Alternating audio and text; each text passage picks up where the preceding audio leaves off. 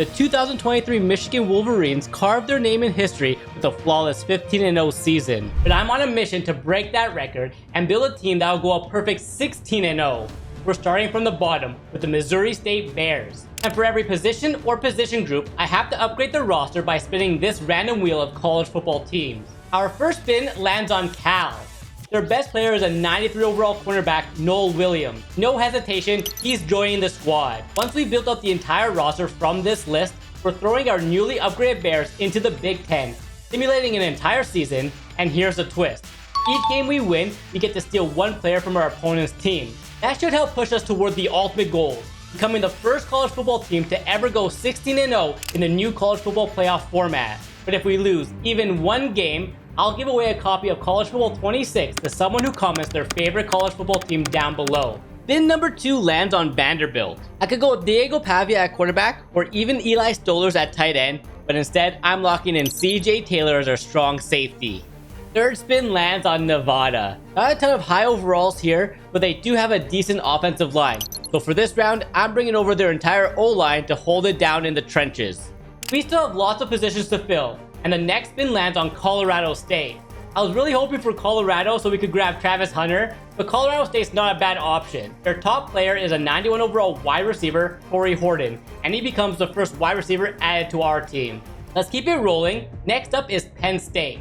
Now this one had me thinking. I really want to bring in their entire defensive line since that would mean we get Abdul Carter, but we desperately need a quarterback, so I'm taking 91 overall Drew Aller to lead the offense. I went ahead and spun the wheel twice more and landed on UL Monroe and Arizona. Both decisions were easy. From UL Monroe, I'm bringing in Ahmad Hardy to be our new running back, and from Arizona, we're adding Ted McMillan, their highest rated player, who now joins Torrey Horton to give us a legit 1-2 punch at wide receiver. After those two, the roster's coming together, and the next spin gives us a strong program, Texas A&M. Going through their depth chart, it was clear they're stacked on the defensive line. So I went ahead and grabbed Nick Gordon, Kamar Stewart, and Shamar Turner. That's a scary D-line trio. At this point, we've filled about half the position so far, and the next two spins takes us to Tulane and Utah State. Not a ton of top-tier talent on either team, but from Tulane, I'm bringing in Jesus Machado to be our new middle linebacker, and from Utah State, we're adding 87 overall Ike Larson to lock things down at free safety. With just 6 positions left to fill, let's see where the wheel takes us next, and it lands on Missouri. Easy decision here. Luther Burden, a 94 overall, is joining Ted McMillan and Torrey Horton to give us one of the best wide receiver trios in the country.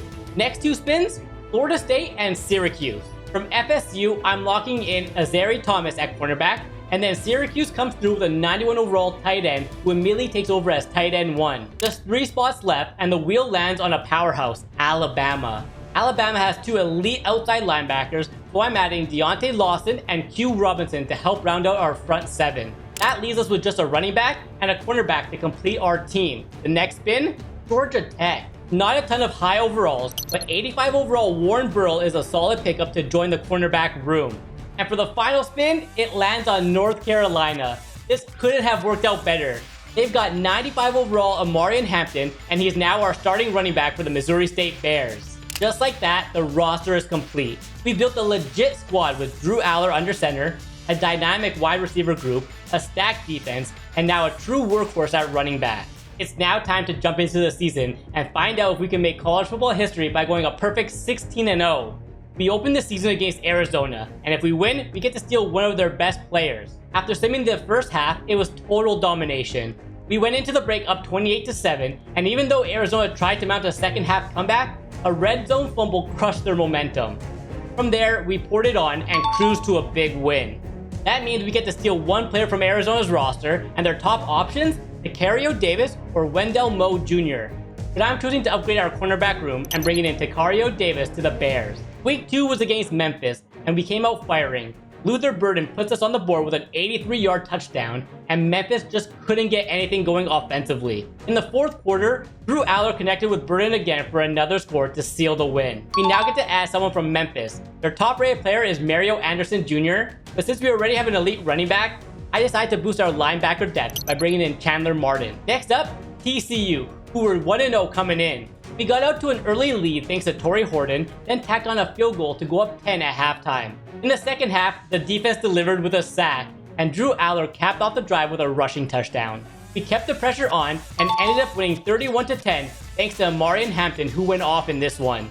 Since we've already upgraded the defense a couple times, I went offense here, adding Savion Williams to give our receiver room even more firepower. With that addition, our team is up to an 87 overall. In week 4, we hosted FCS West and took care of business, easily winning 41-3. No steals here though, the roster didn't really have any impact players worth adding. Next was a huge matchup against 10th ranked SMU, and things started off rough. Drew Aller took a hit and fumbled, and SMU capitalized immediately with a rushing touchdown. But we bounced back strong, scoring a few more times before halftime. And in the second half, Aller threw up a deep ball, and Torrey Horton made an insane catch, breaking away down the sideline. He nearly scored, but he was brought down just short of the end zone. It didn't matter much as Omari and Hampton punches in on the next play, giving us the lead. Aller later added another touchdown, and that was enough to take down a legit SMU team. As for the steal, I had the choice between Logan Parr or Elijah Roberts, and decided to strengthen the trenches, adding Logan Parr to our offensive line. With another start added, we moved on to Oregon State, who we beat handedly. Then came UCF, and they didn't stand a chance either. From those two wins, I added right guard Joshua Gray from Oregon State and defensive tackle Lee Hunter from UCF to further balance the squad. The team has climbed up to an 88 overall, and we roll into our next matchup against Utah State. Early in the game, Aller showed off his deep ball, hitting Ted McMillan for a touchdown. We dominated the first half, scoring multiple times, but Utah State kept it interesting, cutting the lead to just 6 in the fourth after a slick spin move led to a touchdown. Luckily, our defense held firm, sacking the quarterback and shutting the door. We then added some insurance scores to put it away. For the post-game steal, I upgraded our right tackle by bringing in Teague Anderson. That puts us at 8-0 heading into a bye week, and after the break, we crushed Vanderbilt 51-21 and followed it up by steamrolling UL Monroe. We added 90 overall Eli Stowers from Vandy and 84 overall Billy Pullen from UL Monroe, bringing the team up to an impressive 89 overall. But the rest of our schedule isn't going to be easy. We've got USC up next, followed by a tough matchup against Penn State.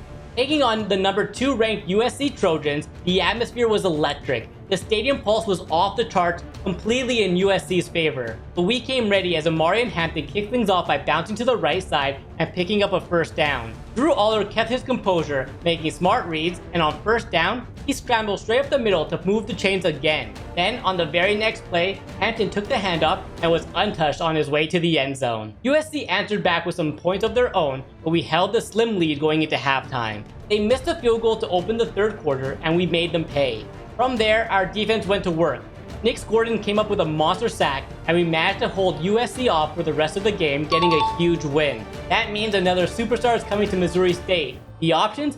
Jonah Monheim at center, Bear Anderson to anchor the defensive line, or Zachariah Branch for more speed. It was a tough call, but I'm going with Bear Alexander to add more power to our front.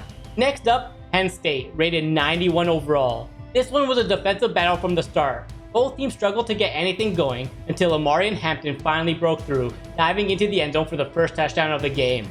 But after that, it was all Penn State in the first half, and we went into the break trailing by 3. In the third quarter, Aller settled back in, making smart throws and marching the team into the red zone. Then, on a key play, he hiked it and fired a quick out to his tight end for the go-ahead touchdown. Later in the fourth, Penn State had a chance to steal the game. Ken McPhee, their quarterback, connected on a quick first down, but on the very next play, he took a sack. A couple of plays later, they are faced with a fourth down. McPhee dropped back, scanned the field, and launched one into the end zone, but it was intercepted by Warren Burrell. Game over. Another ranked team taken down, and with that win, you know I had to do it. Abdul Carter is officially part of our defense. We've officially made it to the college football playoffs, and from here on out, our roster is locked in. No more player steals. First up, number 17 Tulane in the opening round. We came out hot. Omari and Hampton ripped off a big run, and a few plays later, Drew Aller zipped a strike over the middle to Luther Burden for the first touchdown of the game. Tulane managed to cut it close in the fourth, but Ted McMillan silenced the comeback with a 69-yard touchdown to seal the win.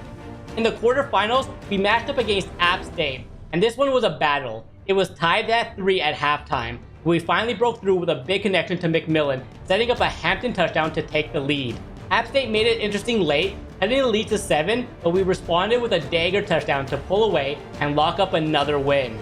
just 2 wins away from making college football history, and up next in the semifinals, the #1 ranked Ohio State Buckeyes. Our offense came out firing. Drew Aller marched us down the field, and on the 1-yard line, Ahmad Hardy punched it in for the opening touchdown. On defense, Abdul Carter made his presence felt with a huge sack, and just a few plays later, Corey Horton hauled in a touchdown to extend the lead. Shockingly, Ohio State had no answer, and by halftime, we were up 31 points. They tried to mount a comeback in the second half, but a deep shot into double coverage was batted away. They did manage to score some late points, but it wasn't enough, and we take down the top team in the nation, and we are heading to the national championship game.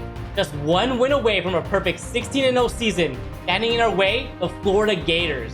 We started the title game with promise, driving down the field, but stalled out on 4th down as Aller took a sack, giving Florida great field position. Luckily, our defense held strong and didn't allow any points. It was back and forth early, but by halftime, we held a slim 7-point lead. In the third quarter, Aller got us into the red zone and zipped a quick pass to Ted McMillan, who walked in for a touchdown. But Florida answered right back with one of their own. After DJ Legway threw a pick, Aller then found Torrey Horton, who drove into the end zone for the score.